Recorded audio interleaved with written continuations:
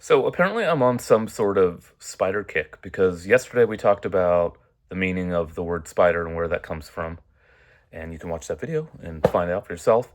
And today we're looking at the origin of the word tarantula.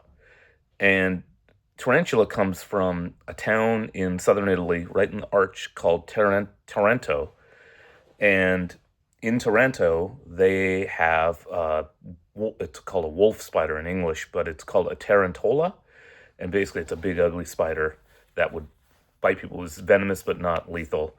And so when the Europeans came to the New World, they came and they saw, especially down, I suppose, particularly down in South America, they saw these giant spider-looking things, and they were like, "What should we call it?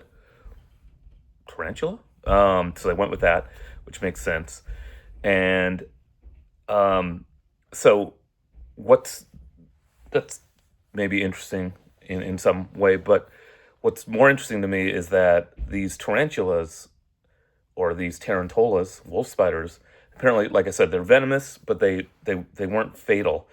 But they apparently led people, if they when they were bitten by these things in southern Italy, to become hysterical and like frenzied and start dancing maniacally, and they just like went crazy. And the cure for it was this thing called a Tarantella dance. And I'm going to show you a video right now of it, and you should be pretty familiar with the music because you've heard it quite a lot in your life. But the dance is very interesting to me. So take a look at this.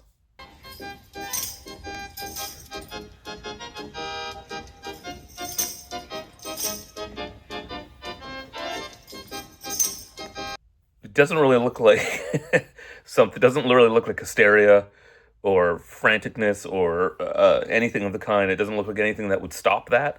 But that is the Tarantella dance, and it's you can look it up anywhere on the internet. There's tons of variations on it, but I think that's almost always has that same music.